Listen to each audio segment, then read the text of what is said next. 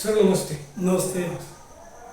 Sir जिल्हा बँकेच्या निवडणुकीची प्रक्रिया सुरू झाली आहे आता नुकतेच ठराव पूर्ण झालेत केले. तर तुम्ही सुद्धा इच्छुक आहे असं समजलं. मी सातारा जिल्हा मध्यवर्ती सहकारी बँकेच्या जिल्हा कॅटेगरीतून म्हणजे पाणीपुरवठा व संस्था हा जो एक मतदारसंघ आहे त्या मतदारसंघातून इच्छुक आहे. त्यासाठी मी माझ्या गावच्या दूध संस्थेतून ठराव करून दिलेला आहे. तुम्ही यापूर्वी पण गेल्या टर्मला तुम्ही स्वतः निवडणूक विकास सेवा सोसायटी मतदारसंघातून लढला. तर त्यावेळीची परिस्थिती निवडणुकीची एक आणि आताची काय फरक जाणवतो?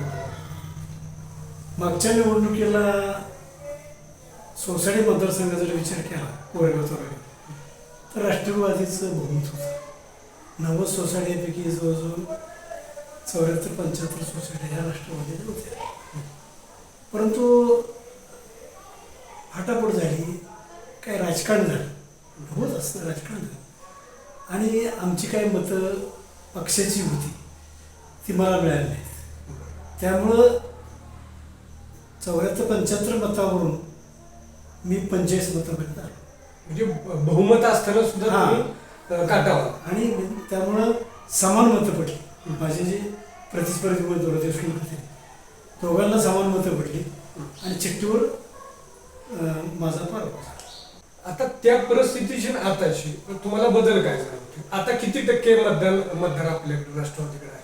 90 पैकी विकास सेवा सोसायट्यांचा विचार केला 90 सोसायटीपैकी जवळजवळ 65% ठराव हे राष्ट्रवादीचे आहेत. दोन्ही राष्ट्रवादी काय एक दोन्ही राष्ट्रवादी. आणि या निवडणुकीला सामोरत असताना गेल्या वेळेला समजा काही थोडंसं राजकीय चुका झाल्या असतील किंवा जे काही कमतरता होती नियोजनामध्ये ते भरून काढण्यासंदर्भात आमचे नेते बकरम पाटील साहेब असतील, खासदार नितीन पाटील असतील, अन्य काही सगळे पक्षाचे तालुक्यातले ज्येष्ठ मंडळी असतील, आम्ही सर्व त्याच्यामध्ये दुरुस्ती करू आणि राष्ट्रवादी काँग्रेसचा उमेदवार यशस्वी करण्यासाठी आम्ही प्रयत्न करू. मला विश्वास आहे की यावर राष्ट्रवादी यशस्वी राष्ट्रवादीचा उमेदवार सोसायटी मतदारसंघात जिंकू शकेल. कोरेगाव तालुक्याचा विचार केला तर जिल्हा परिषद निवडणूक, पंचायत समिती निवडणुकीमध्ये एक चांगलं यश तुम्हाला मिळालेलं दिसतं. तर आता त्या अनुषंगानं कोरेगाव विधानसभा मतदारसंघाचे आमदार महेश शिंदे तर ते त्यांच्या पत्नी जिल्हा परिषद अध्यक्ष आहेत भाजपचे, तेही ताकद लावणार त्यांच्या उमेदवारासाठी. मग तरी सुद्धा आपला उमेदवार 100% येईल. गेल्या वेळेला महेश शिंदे आमदार साहेब हे काय आमच्यावर नव्हते, कारण त्यांनी त्यांचा कॅन्डिडेट उभं केला होता. जरी ते सेनेचे आमदार असले तरी सुद्धा त्यांनी त्या ठिकाणी सुनील साहेबांनी त्यांचा पाठिंबा होता. आता सुद्धा राजकारणामध्ये आमचे 2 पुरावे वेगळे आहेत. आम्ही राष्ट्रवादी काम करतोय, ते सेनेचं काम करतायत, आता भाजपचं काम करतायत वगैरे असं दिसून आलेलं आहे. ते त्यांच्या पद्धतीने त्यांची ती निवडणूक करणार, त्यांचा उमेदवार उभा राहणार. त्यामुळं सेना म्हणण्यापेक्षा आज भाजपचा उमेदवार आमदार साहेबच्या पुरस्कृत असणारा जो आहे आणि आमचा राष्ट्रवादी उमेदवार जो कोण असेल श्रेष्ठीच्या माध्यमातून ज्याचं नाव फायनल असे लढत.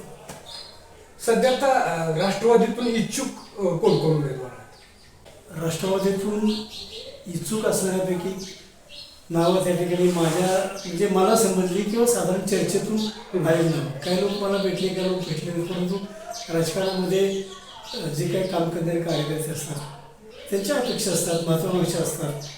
त्यामुळे त्याच्यामध्ये आत्ता मला काही भेटलेले किंवा न भेटलेले परंतु तालुक्यामध्ये चर्चा सुरू झालेली किंवा राजकीय जे हालचाली सुरू झाल्या त्याच्यामध्ये दयानंद भोसले की जी आहे ती इच्छुक आहे. सुनील माने भैया ती इच्छुक आहे तसं करते. राजेंद्र भोसले किनीची, दयानंद भोसले एकसरचे, राजेंद्र भोसले किनीची आणि रंगपूरचे सुनील माने असे 3 नावं साधारण पुढं आले. आता अजून निवडणुकीला अवकाश आहे, अजून एका दुसरा उमेदवार इच्छुक होऊ शकतो, तसं काय आपण पुढं बंधन घालू शकत नाही. पण आता सर्वसाधारणपणे हे 3 नावं चर्चेत आली आहेत. जिल्हा बँकेच्या अनुषंगानं वरिष्ठ पातळीवर तुमची किंवा जिल्हा पातळीवर तुमची काय बैठक झाली का? रणनीती काय आखण्यात आली? अजून काही रणनीती आखली झाली नाही, कारण ठरावाची प्रक्रिया चालू झाली आहे. त्यामुळं रणनीती अजून काय आखली नाही. मतदार यादी जेव्हा काही कच्ची मतदार यादी प्रसिद्ध होईल, पक्की मतदार यादी प्रसिद्ध झाल्यानंतर काय हरकती आल्यानंतर मग आपण म्हणतात त्या पद्धतीनं वरिष्ठ पातळीवर, जिल्हा पातळीवर नेत्यांच्या बैठकामध्ये धोरण हे ठरलं. आता ठरावापासूनच आपण पाहिलं प्रचंड लॉबिंग आणि बऱ्याचशा गोष्टी घडल्या आहेत. अगदी वादावादी हाणामाऱ्या बरंचसं काय काय घडलं ठरावासाठी. त्यामुळे उमेदवारीसाठी सुद्धा जोरदार संघर्ष राहील अशी चर्चा. काय पूर्वीचे दिवस होता राहिले.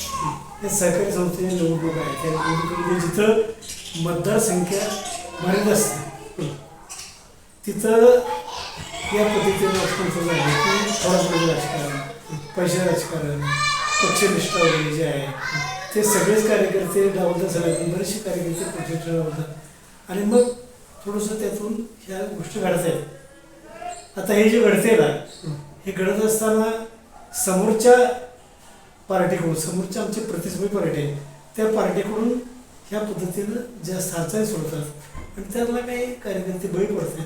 त्यामुळं थोडंसं असं वातावरण सुरू झालेलं आहे. फक्त कोरेगाव तालुका असं नाही, पूर्ण जिल्हाभर झालेलं आहे. जावलीमध्ये तीच अवस्था आहे, खटावमध्ये तीच अवस्था आहे, मानमध्ये तीच अवस्था आहे, सगळ्या तालुक्यात ती अवस्था. तुम्ही सध्या केंद्रामध्ये किंवा राज्यामध्ये तुम्ही भाजप बरोबर आहे. त्या हित स्थानिक पातळीवर दोन्ही राष्ट्रवादी एकत्र येऊन लढणार का, वरनं काय निर्णय येतील त्याप्रमाणे?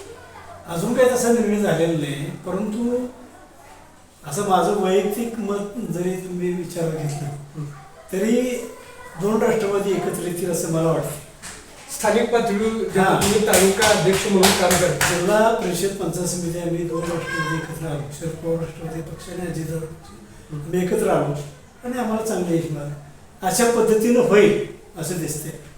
आज काय त्या संदर्भात मी स्पष्टपणे तुम्हाला सांगू येत नाही, परंतु सर्वसामान्य कार्यकर्त्यांची अशी भावना आहे की दोन्ही राष्ट्रवादी एकत्र आपण इलेक्शन करूया. कार्यकर्त्यांची भावना आहे. कार्यकर्त्यांची भावना काय जशा पुढे घडामोडी घडतील त्याप्रमाणे पुढे निर्णय घेतले जातील. तुम्ही तालुका अध्यक्ष म्हणून कुठल्या इच्छुकांनी तुमच्या भेटी घेतल्या आतापर्यंत? तालुका अध्यक्ष म्हणून असे मला काही कार्यकर्ते म्हणजे इच्छुक कार्यकर्ते जे आहेत ना ते एक दोन कार्यकर्ते भेटले, परंतु जे इच्छुक कार्यकर्ते जे भेटले नाहीत त्यांची सुद्धा इच्छुक आहे अशी साधारण परिस्थिती माझ्या गावानंतर मी तुम्हाला मला सांगितले. ते नाव साधारण आहे, अजूनही काय नाव येतील तो हा पुढचा. दररोज सार्वजनिकमध्ये आम्ही फिरत असतो. त्यामुळे कोरेगाव तालुका ठिकाण आहे, जिल्ह्याचं सातारा ठिकाण आहे, तालुक्यात इतर ठिकाणी आम्ही एकत्र असतो. कार्यकर्ते भेटतात आणि सांगतात की आपण निवडणुकी जी आहे ती बाबा दोन राष्ट्रवादी काँग्रेस एकत्र करूया. तर मी त्यांना काय सांगतो की आपले नेते आहेत, खासदार नितीन काका आहे, मकरदाब आहे, ही सगळी मंडळी वरिष्ठ पातळीची आहेत ना, ही काय निर्णय घेतली त्या निर्णय आपल्या बरोबर आहे. गेल्या टर्मला तुमचा थोडक्यात अगदी तुमचा पराभव झाला एका मताने, चिठ्ठीद्वारे निकाल झाला. त्याच्यामुळे काय अडचणी आल्या का बाकीच्या कामात, सामाजिक किंवा ज्या विकास सेवा संस्था आहेत किंवा शेतकऱ्यांच्या प्रश्न सोडवताना? नाही तशा काय अडचण आल्या. कारण काय होतं, आम्ही मकरंद पाटील आबा आणि नितीन काका यांच्या नेतृत्वाखाली काम करतोय आणि बँकेचे अध्यक्ष काका झाले. त्यामुळं 5 वर्षामध्ये, आता 5 वर्ष पूर्ण होतील नोव्हेंबरला, 5 वर्षामध्ये बँकेमध्ये काही लोकांची कामं, समजा सोसायटीच्या माध्यमातून काही कर्ज प्रकरण असतील किंवा व्यक्तिगत प्रस्ताव कर्जाचे असतील, या संदर्भामध्ये आम्ही बँकेची सारखा संपर्क होतो. आम्ही तालुक्यातले कार्यकर्ते जाऊन नितीन काकाच्या माध्यमातून ते खासदार म्हणून नव्हे तर बँकेचे अध्यक्ष म्हणून आम्हाला कुठे काही अडचण नसते. आम्ही लोकांची काय प्रश्न आहेत सोसायटीच्या माध्यमातून कर्ज प्रकरण असतील किंवा अन्य काही प्रकरण असतील त्याच्यामध्ये सगळी कामं आमची झाली, काही अडचण भासली नाही. जिल्हा बँकेकडून जे आता ठराव झालेले मतदार असतील किंवा एकूणच शेतकरी त्यांच्या अपेक्षांची पूर्तता होते का? होते. कसं आहे, ही सातारा जिल्हा रोजगार सहकारी बँक ही महाराष्ट्रामध्ये नव्हतं देशामध्ये अग्रेसर बँक आहे. राष्ट्रीय पातळीवर त्याला बरेचसे पुरस्कार सुद्धा मिळाले.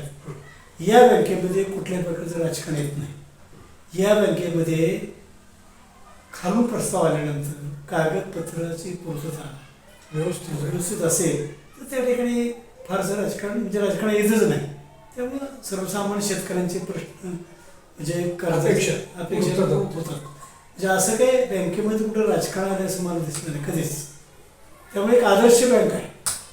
मग आता तुमचा उमेदवार निवडून आणण्यासाठी तुम्ही पूर्ण प्लॅनिंग शेवटी आपलं कामच आहे ना, एक तालुका अध्यक्ष म्हणून किंवा एक पक्ष कार्यकर्ता म्हणून नेते सांगतील त्या पद्धतीनं नेत्यांच्या नेतृत्वाखाली जो काही निर्णय होईल, जो पण उमेदवार असेल त्या उमेदवाराला निवडून आणण्यासंदर्भामध्ये आम्ही प्रयत्नांची पराकाष्ठा करतो.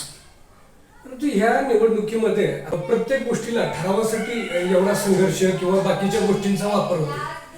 मग ते निवडणुकीला सुद्धा त्या अनुषंगाने राहणार. मग त्या तुलनेचा तेवढा तुल्यबळ उमेदवार तुम्हालाही पक्षाकडून द्यावा लागेल. असं आहे, पैशाचं राजकारण जरी सुरू झालं असलं तर पैसा काही सर्वस्व नाही. बरोबर. पैसा लागतोय राजकारणामध्ये, किमान खर्च करावा लागतो, ठीक आहे. परंतु पैसेवाला आहे म्हणूनच आम्ही उमेदवार देऊ असं नाही. खर्च करणारा त्याची कॅपॅसिटी किती आहे ते तर पाहिलं जाईल. त्याचं लोकमत, त्याला सर्वसामान्य शेतकऱ्याबद्दल किती आस्था आहे. जे मतदार आहेत ते सोसायटीचे प्रतिनिधी आहेत. म्हणजे आम्ही सोसायटीमध्ये सभासद तर शेतकरी असतात. त्या सर्वसामान्य शेतकऱ्यांना शेतकऱ्यांचे प्रश्न सोडवण्या संदर्भामध्ये एक सकारात्मक भूमिका घेणारा, शेतकऱ्यांच्या प्रश्नावर जागृत म्हणून काम करणारा असा जो कोण उमेदवार असेल त्याला यशस्वी करण्यासाठी आम्ही प्रयत्न करणार.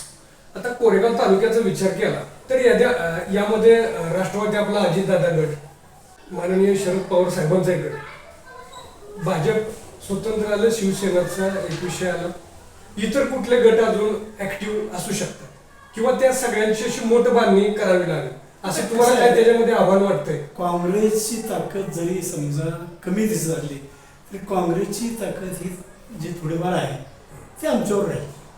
राष्ट्रीय काँग्रेस म्हणजे शिवसेनेचं म्हणालो की दोन राष्ट्रवादी एकत्र येऊन आपण बँक लढवावी अशी लोकांची भावना आहे, कार्यकर्त्याची भावना आहे. त्याच्यामध्ये काँग्रेसला सुद्धा सामावून घ्यावं, काँग्रेसचा पाठिंबा घ्यावा असं तो सूर लोकांचा कार्यकर्त्यांचा आहे. एकनाथ शिंदे साहेबांच्या पण गटाच्या काही कार्यकर्त्यांची किंवा लोकप्रतिनिधींचे उमेदवार ठराव झालेले आहेत विकास सेवा सोसायटीतून. अगदी उदाहरण घ्यायचं म्हणलं आपल्या कोरेगावमधून राजा भाऊंचा ठराव झालेला आहे.